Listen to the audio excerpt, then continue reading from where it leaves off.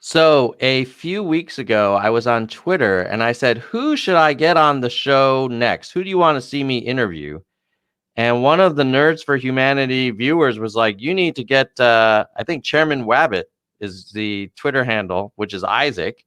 So we're going to learn all about Isaac because I saw on his Twitter profile, it said he was anti-fascist. So I was like, whoa, I've never talked to an anti-fascist before. So we're going to get into it. But first, there's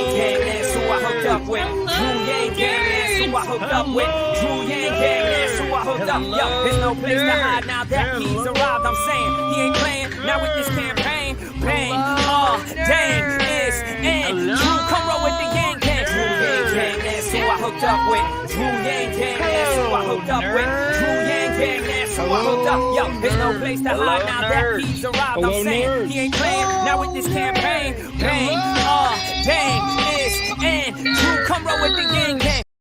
hello, nerds. Hello, nerds. Welcome to the show, Isaac. How are you doing? I'm doing good. How are you? I'm great. So tell me a little bit about yourself.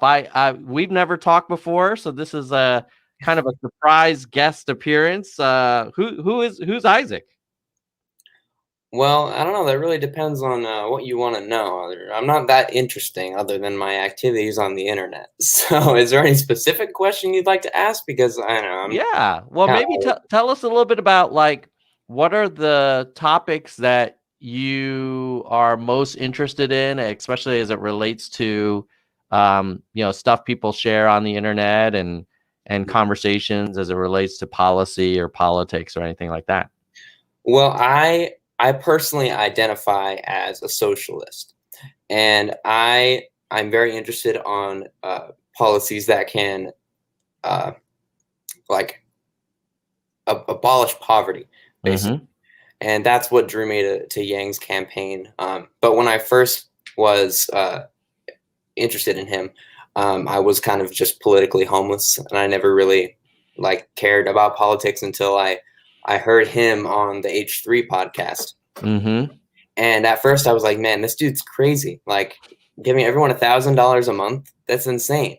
I never realized that, I'd be probably a year and a half down the line saying that we should abolish billionaires and give the people the power in the government. So I've come a long way since 2018. That sounds like it. Yeah. What do you think was the turning point for you? Like, it sounds like when Yang first proposed his freedom dividend, you were skeptical. Like, when did you flip over to, hey, this could actually work? This is a good idea. So I had listened to it late at night, and I was like, man, this is crazy. I'm turning this off. Like, I don't want to hear about this late at night. And then I was laying in bed and I couldn't go to sleep because I was thinking about it. And I was like, could it work? It could change so many people's lives if it could work. And I was like, all right, I'll sleep on it and I'll research it tomorrow. Because at that point I was sort of looking for candidates to support. Right. At that point I was sort of supporting Tulsi Gabbard. That's who my girlfriend was supporting at the time. But I really didn't know much about her, just that my girlfriend supported her. So I was sort of looking for more candidates. And when I woke up the next day, I was like, all right, so UBI, what is this thing? And I Googled it, and an article by Scott Santens came up. And I read it, and I was like, it's starting to sound more appealing. And then I looked at some YouTube videos. There's a channel called, I don't even know how to pronounce it. It's like German. It's like Kurzgesagt or something. They have a super good video on it. And that's always the video I reference whenever one of my family members or friends has questions about UBI. And in that video, they propose the exact same amount Yang was proposing. And that video had come out 2 years before I had even heard of him. Yeah. And they said, this is the amount that would lift everyone above the poverty line. And then they went through some other proposals this is how much it would be to make work optional.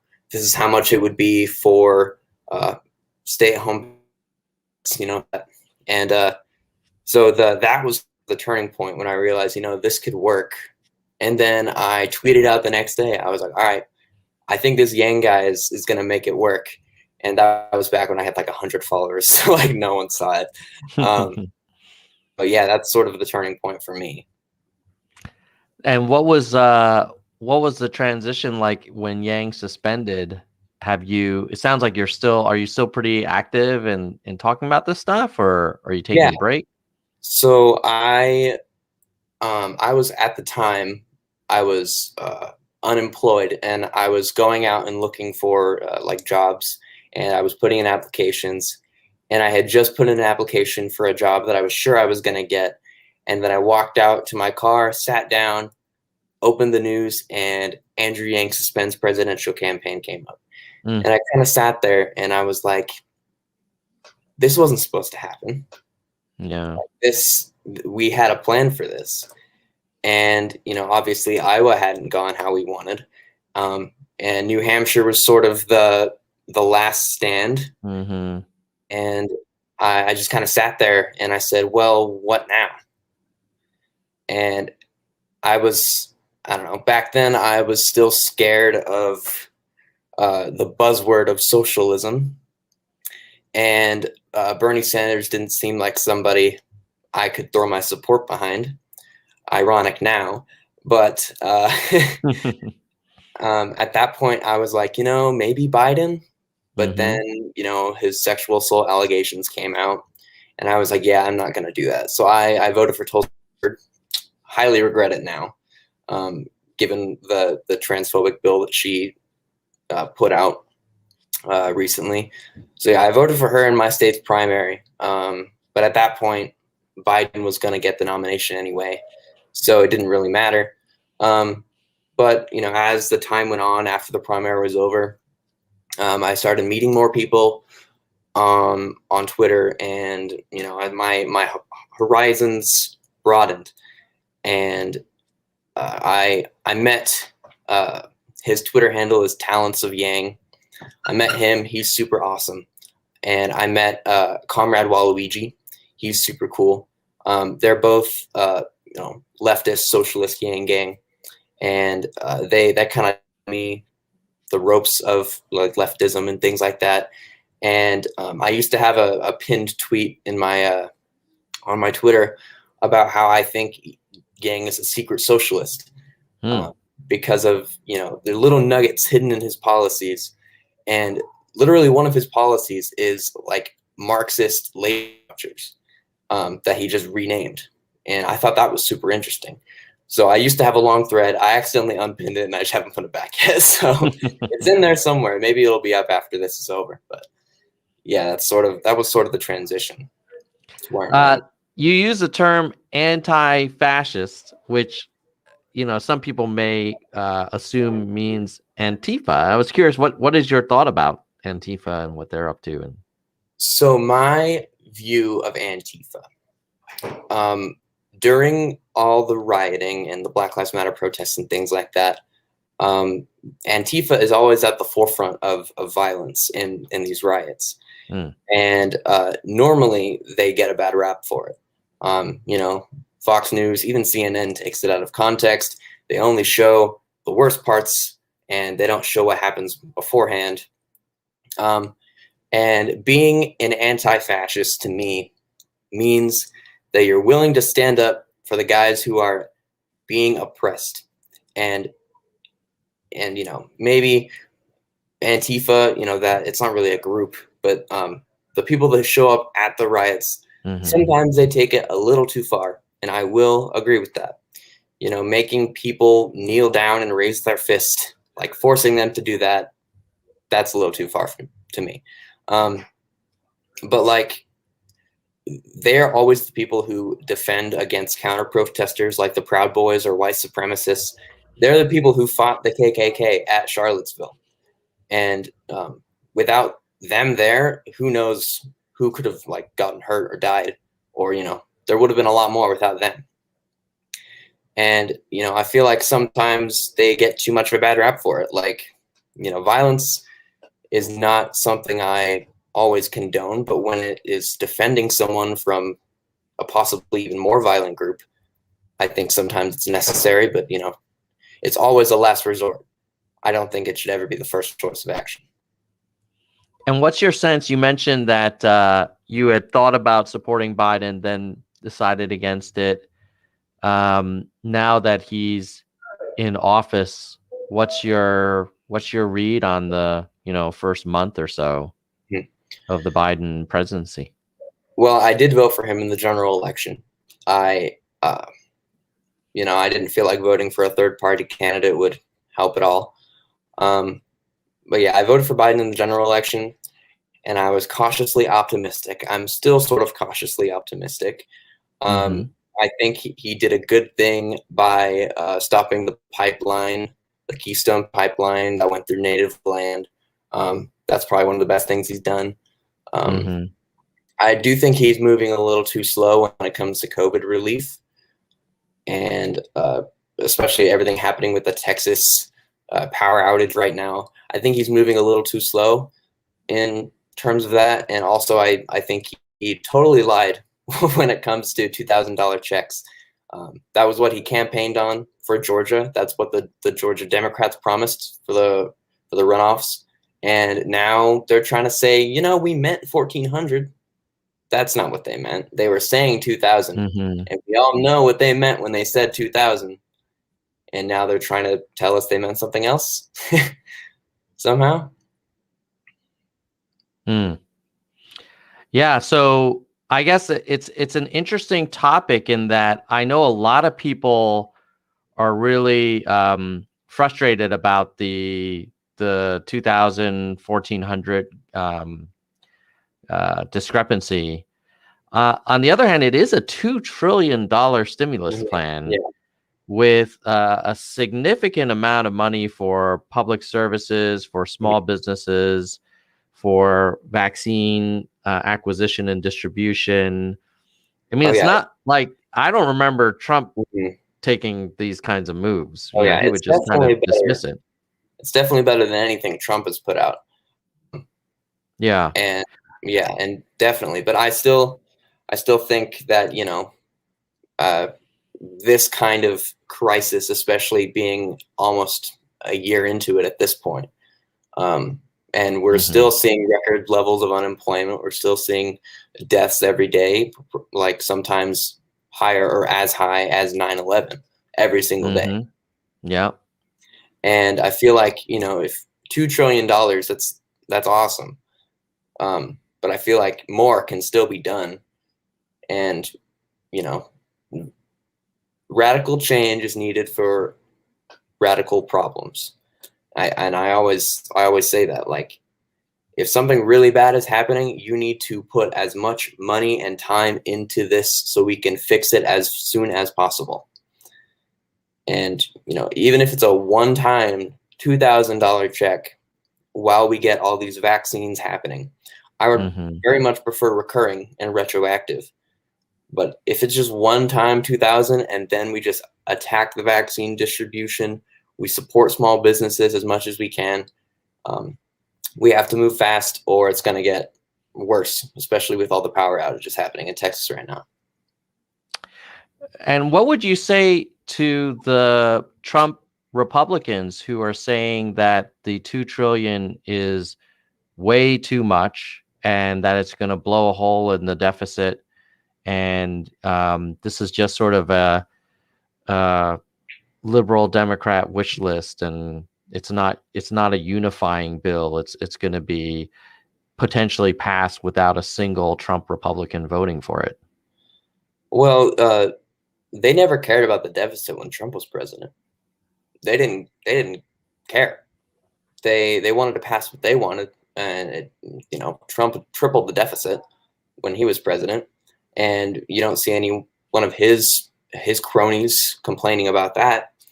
And there's a good quote that Harry Truman, former president, said. He said, "Socialism is a scare word they use when it is a policy that helps all the people."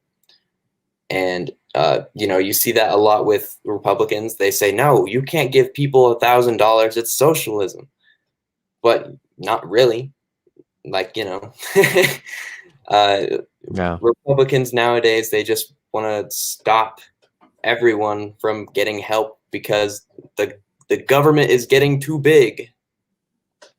So yeah, I don't know. I just don't. So you're not persuaded by the Trump supporters arguing against. You think actually Biden should do more? Because I mean, people are saying he may not even be able to get the 1.9 passed. I do think he should do more. But sometimes compromises have to be made. If $2 trillion is all we can get, that's all we get. But I think at this point, especially with how little we've done so far, I mean, we've literally given a total of 2,000 for a year, and barely any vaccine research was done under like any meaningful research really that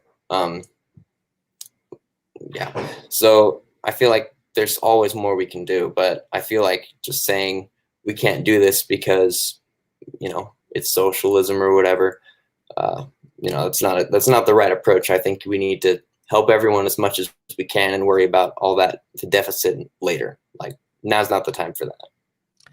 Yeah, I guess the other thing is, even if you agree on the 1.9, maybe that's all we can get. I guess the other debate is, well, how is that 1.9 spread out? And here's a quick bar chart. You see that about 600 billion, or 30% of it, is to individuals and families in some sort of direct cash relief.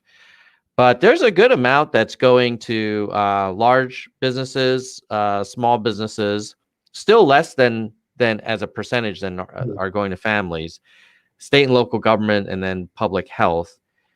It sounds to me like if you had your druthers, you'd probably take some of that 500 billion to big business and reallocate it to individuals. Is that your take? Yeah. If I were in charge, I wouldn't give any money to big businesses. They don't need it. Delta, they don't need money. Like, they literally straight up said when Trump gave them, like, I forget how much it was, but it was a big amount of money. They're like, we don't need this. Give it to someone else. And he gave it to him anyway, and they took it. In my experience, big businesses will do anything they can to get more money at the expense of their workers or at the expense of consumers. Elon Musk, as much as good he does, he will overthrow governments in Bolivia to get lithium for his electric cars. Jeff Bezos will underpay and overwork his employees if it makes him money. And, I don't think big businesses need any like COVID relief. I think small businesses and individuals should be our focus and not large corporations. Yeah. And I guess if I told you that, hey, the Biden stimulus is putting more towards individuals than the Trump bills in the past, I'm guessing you would say, well, that's fine, but it's not good enough. It's just being better than Trump is insufficient. Well, sort of that was the logic people used to just bully people to vote for Biden. We're not Trump. That's really not sufficient. Just being not Trump is barely good enough. Like, Trump is like the bottom of the ladder. Like, if you want to get higher than Biden, you have to do more. And in some ways, I think Biden is just as bad as Trump, especially when it comes to foreign policy. But, domestic policy, I think he's better, but, not by much.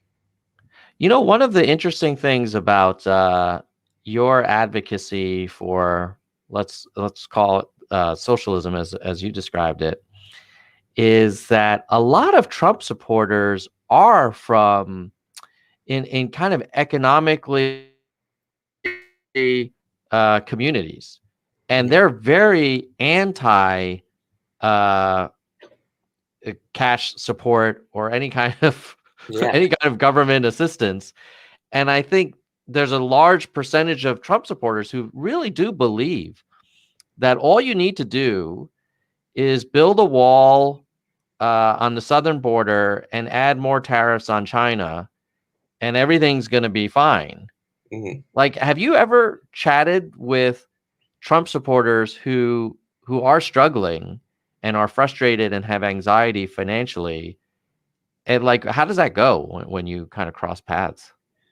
So, well, I am the furthest left person in my family.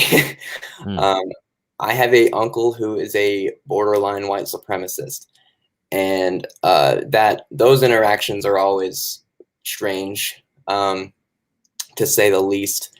And I live in a very conservative state in a decently conservative city, and I come from an even smaller, very conservative city. There was hardly any even centrist Democrats that lived there, mm, and pretty much every house had a Trump flag or a Trump sign or a Trump bumper sticker on the car. Um, and I just graduated high school about a year ago, and I always got in arguments with people in my history class or my government class or my even at lunch. mm, And they would say, like, I don't need help, like that's just the government's way to control me. mm, So they're very that sometimes it's to their own fault, or at their detriment. mm-hmm, But really, I don't think we can say that it's their fault for wanting less government intervention. But really, I think they need it more than they know. And I don't think building a wall or tariffs on China will do anything to help them in their material conditions. And I'm going to go sort of off on a tangent go here. for it. So people on the right wing of the Yang Gang don't like me very much. And I'm blocked by a lot of them on Twitter. Hmm. And about 2 weeks ago, literally the exact same day that you invited me on the show, Mm-hmm. I was in an exchange with I call them math to MAGA voters, Republicans who supported Yang Democratic primary and then voted for Trump in the general election. And those voters never make sense to me, because they saw everything Andrew was pushing for and all the good, and they saw, like, Andrew, I'll ask you, do you think Trump is a racist? I do. Okay. So the discussion I had with this person, I'm not going to name him because I don't want him to have a bigger platform than he already has. This discussion I had with him, I said, so how do you go from supporting an Asian man to supporting a racist? How does that jump work? And this person said, I don't think Trump is a racist. I just think he says the most extreme things to get votes. And I said, okay, so he's not a racist. You just think he's pandering to racists. And they said, yeah, basically. And that confused me. I was like, how can you justify voting for someone who panders to racists? And this person said, this was what he said to me. He said, because anything is better than a career politician. Oh, even a closet racist. Yeah, maybe. I don't know. But so I asked, and I said, so you would rather stand with the KKK and neo-Nazis than with a career politician? And then he blocked me. So yeah, I don't have any interaction with him anymore. And these people are within our movement, and I think that is detrimental. And a lot of the people, when you have blue checks on Twitter, complaining about people with blue hats being racist, and then you and me, we say we're not racist. That's who they're talking about. Yeah. I definitely after Yang suspended and during the general election debates, I was taken aback by some of the things that I saw folks with blue hats saying, because I was like, oh my God, how is it that we were supporting the same guy? Look, I get it. Not everybody loves Biden. They don't, he's no show horse. I get it. But to me, if you were supporting the opposite of Donald Trump was an Asian man who likes math, if you believe in that kind of general framing, then Trump should be the last person. Like, how is it that you're voting for the guy who's the opposite of Trump? Then he suspends, and then suddenly you're like, well, now the alternative is not perfect, so I'm going to go back to Trump. And then obviously now we see Trump's true colors, like after the election and kind of promoting all the stop the steal nonsense. It's sad, but at the same time, like I also feel like we need to have a big tent and understand where people are coming from, because I think we're all deep down inside have the same thing, which is anxiety about the future. For some people, anxiety about the present. And I think we all want like a better life for ourselves and our kids and our community. So I don't want to like dismiss people, but I also do agree that I was a little bit surprised at how angry and kind of divisive some of those debates got. But I guess credit to Andrew, he is able to bring people together who certainly would normally not hang out in the same circles. Yeah, and sometimes I think it's not good, because even during the primary, we had people like Nick Fuentes. I don't know if you know who he is. Sounds familiar. He's a big 4chan white nationalist. Oh. And he took a picture with Andrew at one of his events. Andrew didn't know who he was. Right. But that caused a big uptick in Yang's white supremacist like support. Oh. And that's why a lot of people called him a white supremacist, because Nick Fuentes took a picture with him and basically endorsed him. And a few weeks ago, I think Nick even went on a rant on his Twitter saying, I memed Yang into existence. Without me, Yang would never exist. And, even I have friends who worked for the campaign, and there were people inside the campaign that were literal employees, like on the payroll, that were engaging with 4chan. And that's basically where the rumor comes from that Yang orchestrated this big 4chan push. It wasn't him. It probably wasn't Zach. I don't have any evidence to back that up. But there certainly were people that worked for the campaign that were involved in that. And I think that's where a lot of hate for Yang, calling him a racist and a white supremacist, which doesn't make any sense because he's Asian. But yeah. Now, did you say that this Nick Fuentes character is a white nationalist? Basically, he's a Holocaust denier. So he's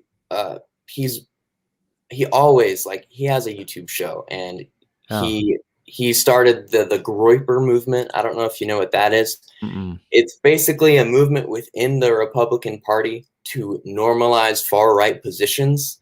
And those sort of people embrace Donald Trump and basically memed him to the presidency. They're the reason that Pepe the Frog is now a hate symbol. So that group of people. And his surname is Fuentes, which is not Aryan descent, doesn't sound like. Well, I don't know how you pronounce it. That might be how you pronounce it, but it definitely doesn't sound white. It's not Norwegian or some Viking name like Henderson or something. Yeah. Or Erickson. All right. Well, that's the word. I mean, I guess that I suppose it's possible. It's why people believe that Yang was a secret white supremacist, which I always found strange. It's like I'm pretty sure Yang doesn't have any kind of Aryan kind of descent in him. Yeah, especially the guy, he on the debate stage said we need to make white nationalism like domestic terrorism.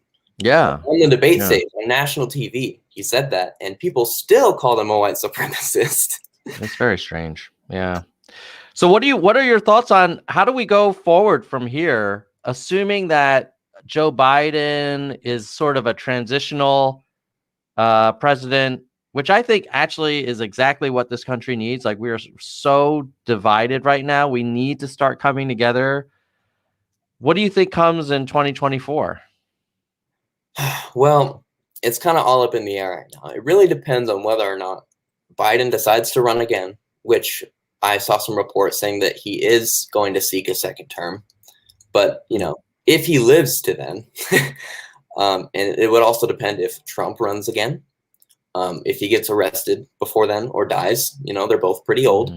And then I think the natural heir to the establishment throne would be Kamala Harris.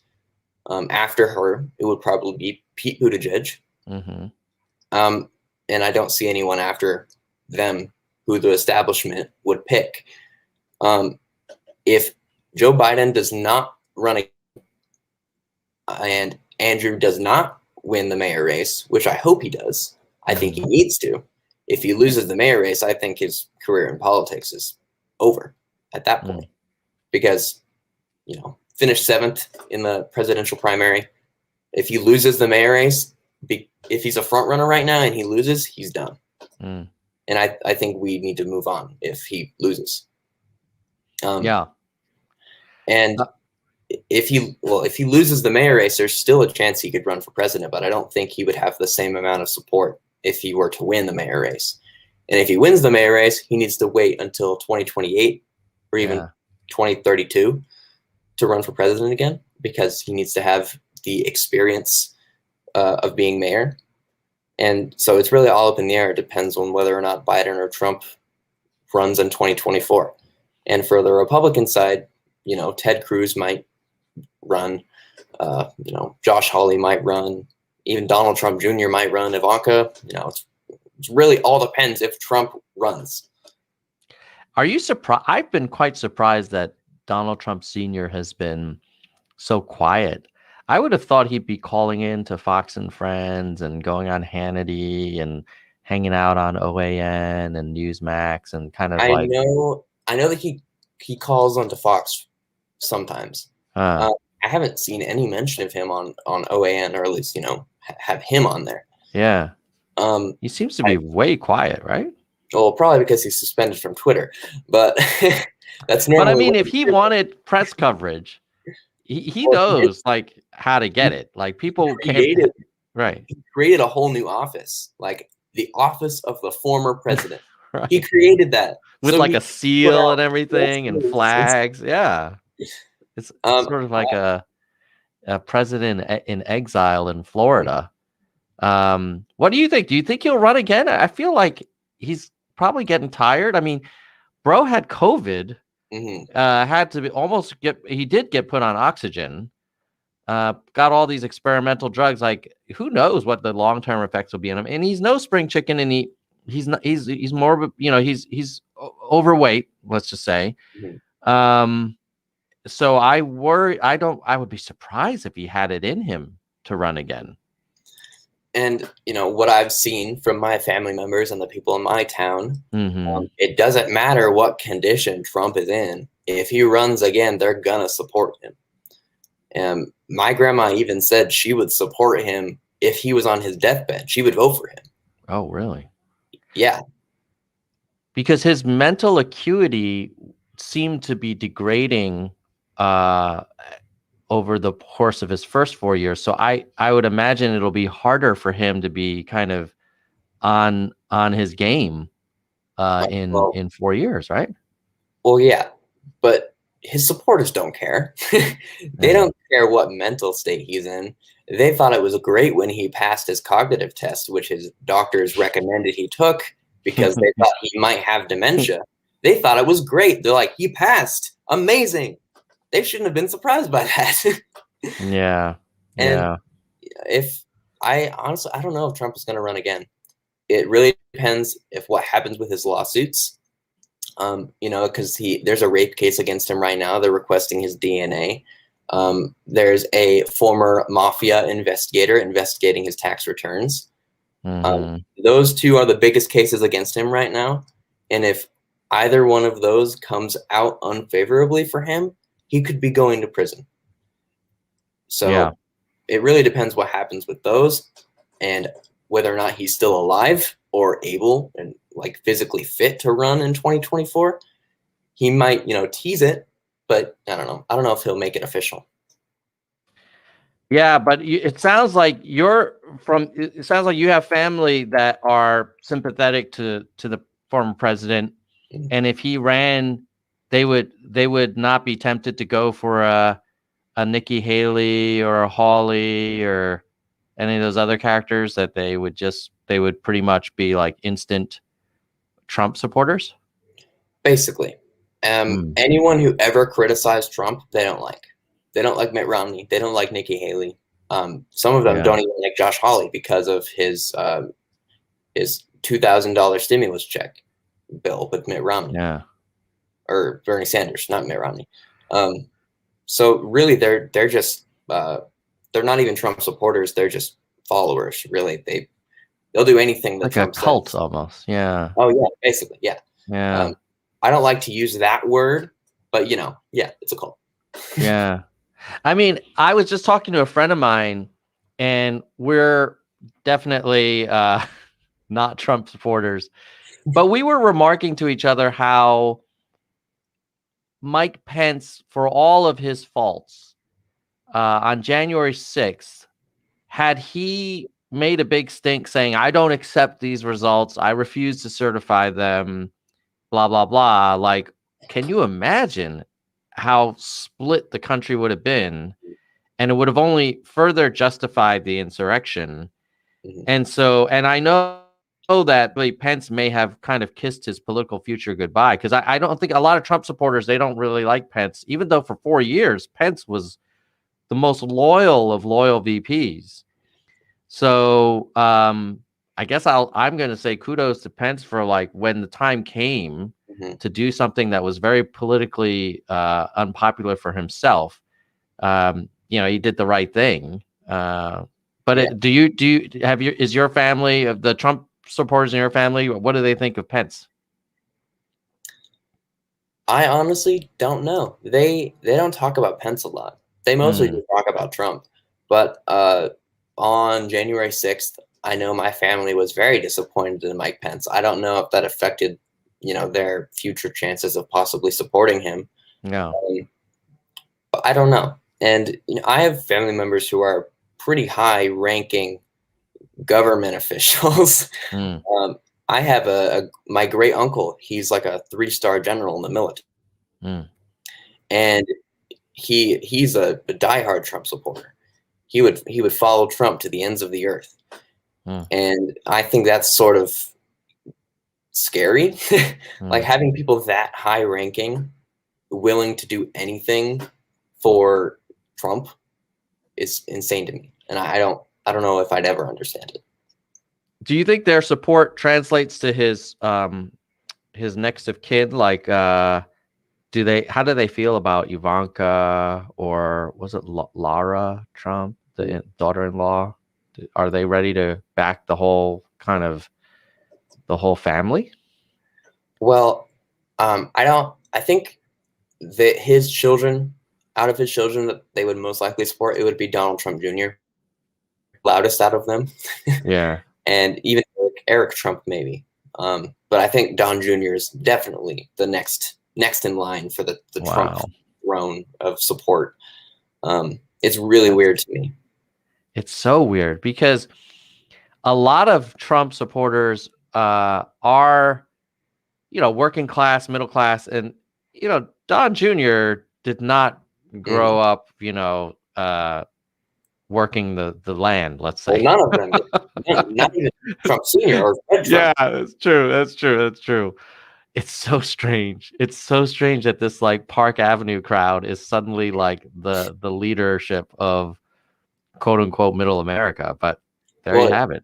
Things like that have been happening since, like, Ronald Reagan has been president. And his whole idea of trickle-down economics, they thought the rich was going to save them. They thought, they're going to get their taxes cut, and then we're going to get all their money. Yeah. It never worked. Let's assume Yang doesn't run in 2024. Who are you excited about then? You're going to go shopping, huh? Right? Who are you going to back now? Well, I definitely would be a supporter of an AOC run, and I know she was very critical of Yang during the campaign. and I sort of agree with some of her criticisms. I know some of them are unfounded. A lot of them were not correct. But I feel like now that he's running for mayor, him and her have a closer relationship. And I heard that they got on a call and talked about the green housing policy for his mayor campaign. And I honestly think she's going to endorse him. Wow, that would be amazing if she did. Oh, yeah, definitely. I think he'd definitely win if AOC endorsed him. Yeah.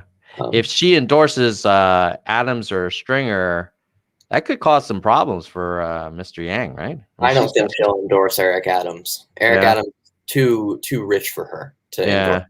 Stringer maybe, but I still don't think so. I think Yang or Dianne Morales is her most likely people to endorse. But when it comes to the 2024 election, I don't really know who I'd support.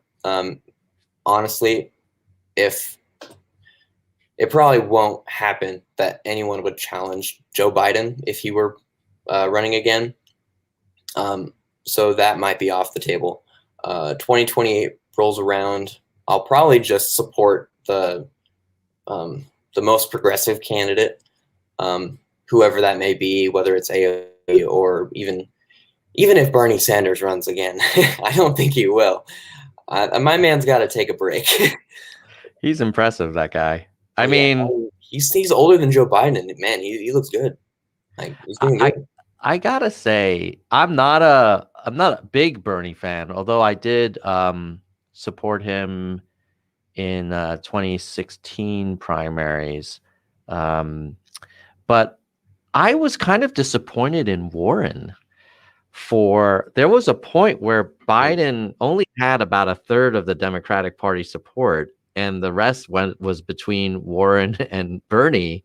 Yeah. And like, had she pulled out and said, look, I'm supporting Bernie, we probably would have President Sanders right now. Yeah. And that's where a lot of Bernie Sanders supporters like hate Warren because of that. I don't think that it would have like made Bernie Sanders president, but I think it would have made him win a lot more primaries. I bet he would have won, probably would have won Michigan. Yeah. Do you think he would have beaten Trump in the general? Bernie? Yeah, I think he would. Even a Fox News poll on election day said that the majority of Republicans support Medicare for all. Yeah. And I thought that was insane. Like, Republicans, like, I thought it was 54% of Republicans support Medicare for all. And I thought that was awesome. Like, I think we're starting to make progress. Yeah. Who knows when or how long it'll take to get there. But I definitely think Bernie would have beat Trump. I think it would have been harder. But Bernie is a lot less, let's say, gaffe prone than Biden. Yeah. And I don't think Trump or Trump supporters could have used the he has dementia argument against Bernie. I definitely think they would have used the socialism scare tactic. But every time Bernie went on Fox News, or anytime conservatives talked to him, he always resonated super well with them. Like, he had a Fox News town hall during the primaries, and the moderator asked him a question. He's like, what about this radical idea of $15 minimum wage and free healthcare? And Bernie was like, all right, hold on. And he looked at the audience and he's like, all right, raise your hand if you think giving everyone a decent standard of living is radical. No one raised their hand. And these were all Fox News watchers, like viewers, Republicans probably, independents probably as well. And not a single one of them thought he was radical. And it's just the loudest voices that think he's radical. And even my roommate, he identifies as a Republican, and he would support Bernie Sanders if he ran for president. And I think that's super interesting because I'm not used to seeing that type of Republican. Yeah. It is weird that a lot of Republicans seem to be warming up to Medicare for all, but we're so angry about the Affordable Care Act, which is even just sort of way less kind of extreme of a solution. Mhm. Why do you think? How does that work? How can you be tooth and nail against Obamacare, but then be warming up to Medicare for all? Mostly, I think it's messaging, and I think Barack Obama, out of all of his faults that I dislike him for, I think he did a good thing for pushing for some sort of healthcare reform, and Fox News, being Republican, had to find something to criticize him for. And so they went after Obamacare because it was a big change, and it did raise taxes like a little bit. And Republicans hate increasing taxes. But there's a good video made by it's some news site. I think it's Vox. But they went to a super small rural town that votes Republican. And these people said Obamacare changed their life and saved their life. And without Barack Obama's healthcare plan, they wouldn't be alive right now. And that town mostly votes Republican, which I thought was interesting to me. And I think it's mostly the mainstream Republicans and the middle class Republicans who dislike Obamacare because it raised their taxes, and it didn't help them whatsoever because they could afford the coverage. And I think Medicare for all would help them a lot more because they would have a lot more money in their pocket.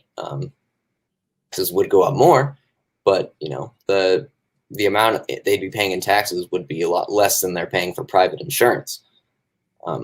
So I think it's mostly just the mainstream media machine that is pushing these scare tactics on healthcare and tax increases, and even UBI to an extent. So you think working class Trump supporters secretly are appreciative of Obamacare, or well, not all of them. I think a lot of them still are skeptical. I think people in my town, at least, they enjoy the coverage that Obamacare gives them, but they still hate it for some reason. Like they're taking advantage of the opportunities it gave them for healthcare, but then they don't like it. And my parents didn't like Obamacare. They voted for Obama in 2008, and then they voted for Mitt Romney in 2012 because they didn't like Obamacare because it raised their taxes. And I don't think that's the right type of worldview to have. I would love to pay more taxes if it means a homeless guy can get healthcare. And I would love to pay 50 cents more for my burger if it means the fast food worker behind the counter doesn't have to work 3 jobs to survive. I don't care about tax increases. I care about standard of living and how people are doing in this country. And I think that's the mentality we need to have going forward. But with Republicans being one of the most far-right economic parties in the world, they hate tax increases. They hate spending. They're like super far-right economically. And even like Democrats in America, they would be like the right-wing party in other countries. Like in Britain and Canada, their conservative party are like our Democratic party, which doesn't make any sense to me. It's strange.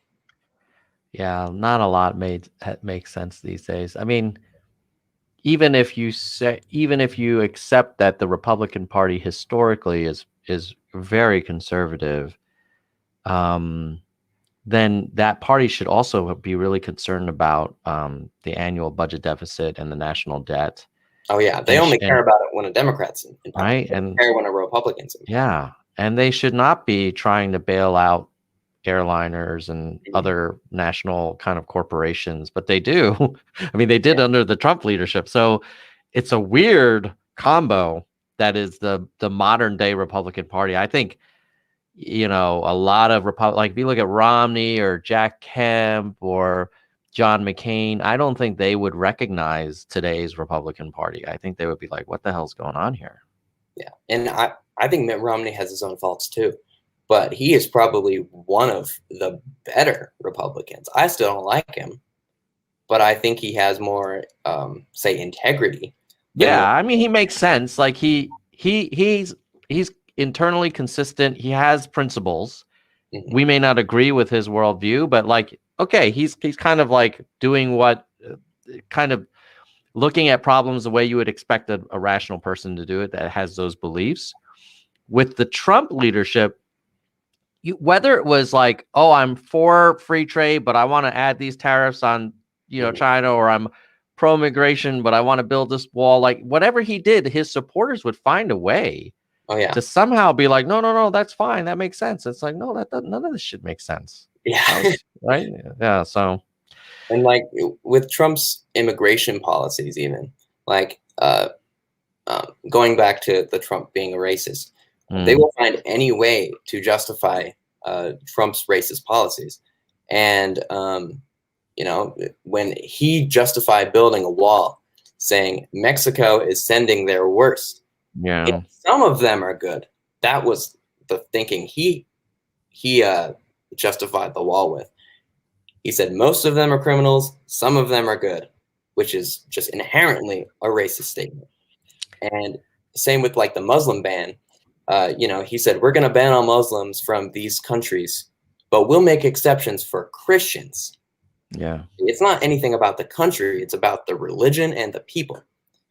And, like, it is very strange. I mean, I was just chatting with one of my sons about Trump's positions, and we were talking about how, Trump's mother was a very low income person from Scotland who was basically, cleaned the rooms in the hotels. And she came because she was struggling financially and came to seek a better life, and, was a house cleaner. Both two of his three wives are immigrants. So it's, and frankly, like when you talk to folks in Europe, the people that immigrated from Europe to the US over the last couple hundred years were not the wealthiest Europeans, so like, yeah, we're a nation of immigrants. And so why is it that the immigrants now are somehow so different than the immigrants 100 years ago? Everybody came, like, if you look at the pictures from Ellis Island, those people were not coming with like Louis Vuitton bags. They were pretty poor. yeah. So anyway, we always have a short memory, and I, in fairness to us as Americans, you see this in other countries too. Like when I lived in Switzerland, there was an issue where recent immigrants from Germany to Switzerland were some of the most anti-immigration from more German immigrants. And it's like, well, wait a minute, but your parents came from Germany and now you're Swiss and now you're like talking trash about all these Germans. I guess it's just human nature. People like to kind of lock the door after them. And I talked about this in my sociology class yesterday. We talked about nationalism, and we talked about how even people who aren't born in the country can develop nationalism because, take America. Say I have a friend whose father crossed the border illegally, and he is one of the biggest Trump supporters I've ever met. And he says, I came to this country illegally, but that doesn't mean others should, which doesn't make any sense to me. Like, if you came illegally, how are you justifying supporting the person who doesn't want you here? Yeah.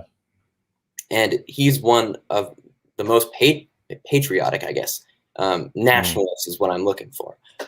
People that I know. It's wrapped in patriotism, but it's just nationalism, party over country, things like that. They don't want more people. They want this people. They don't want anyone else. And it doesn't make any sense because, like, even the Proud Boys, they're a super nationalist, sometimes like white nationalist group, depending on who you talk to. And their leader is Hispanic. Like, one of them is Hispanic. And, he's a big proponent of the white erasure. And he thinks that in America, we're erasing white people. I don't know. He's a big proponent of that. I don't know why. It doesn't make any sense to me. I guess it's just sort of the American way of loving your country, and when it goes too far, it's bad. Yeah. Well, hopefully, I mean, I will say, I do think we need to have comprehensive immigration reform, Yeah. and we do need to figure out a way to have some organized, fair. It can be fine to be pro-immigration, but it also needs to be organized and structured, and there needs to be rules. And you wish like we could come together and figure stuff out. I don't know. We'll see. I guess hope springs eternal. But you look at DC these days, and you're like, how are we not get like you can't even get a stimulus passed during a freaking pandemic? So without using some kind of parliamentary procedures, because not a single Republican is supporting it. It's just nuts. But Isaac, I do want to I know we're way over time, but I really enjoyed having you on the show and chatting with you. Thank you so much for coming on. Are there any closing thoughts or any other topics that you wanted to bring up before we wrap up the show? I do not have any closing thoughts, but I do want to promote something of mine. Go for it. Sure. Yeah. So myself and a friend of mine, a lot of viewers probably know her. She is Maria Gray. Me and her are starting a podcast. It's called The Ratio. You can follow that podcast account on Twitter at The Ratio 21. And we want to talk about, progressive ideas when it relates to Yang and even more progressive people. We want to have some like former presidential candidates on. We were thinking about Marianne Williamson, Vernon Supreme. We want to interview, maybe Erica Rhodes, Ricky Dale Harrington Jr., who's running for governor of Arkansas. It's just going to be a really fun time, and all of personally, my ad revenue that I make from the podcast, I am going to be donating completely to charity. I don't want any of that money. All of my profits from that going away to someone else who needs it. So if you guys want to listen to that, hopefully we'll have our first episode up next week. So go follow that Twitter account. Laura wants to know. Yeah. What does it mean? When it's sort of like a Twitter thing. When someone has something on Twitter that you disagree with, and you respond, and it gets more likes and more engagement than the original, that's what a ratio is. So say I quote tweet someone who's saying something I disagree with, and then I counterpoint, and then my tweet gets more likes and more engagement than theirs.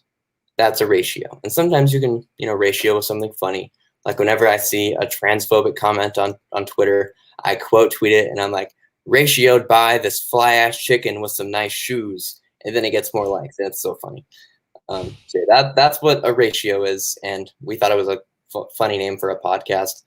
Shout out to DJ for coming up with the name for that. Yeah. So right on. So Ratio 21 is how they can find it. Yeah, on Twitter at The Ratio 21. It'll be on every streaming platform. There'll be a video version on YouTube. Hopefully, first episode next week. If not, probably after that. Coming soon. So, love it. Well, thank you, Isaac, for being the first publicly described anti-fascist on the Nerds for Humanity show. I learned a lot from your perspective, and definitely look forward to having you back on in the future. And best of luck with the Ratio 21 podcast that'll be coming soon. With that, we're going to say goodbye, nerds. Goodbye, nerds.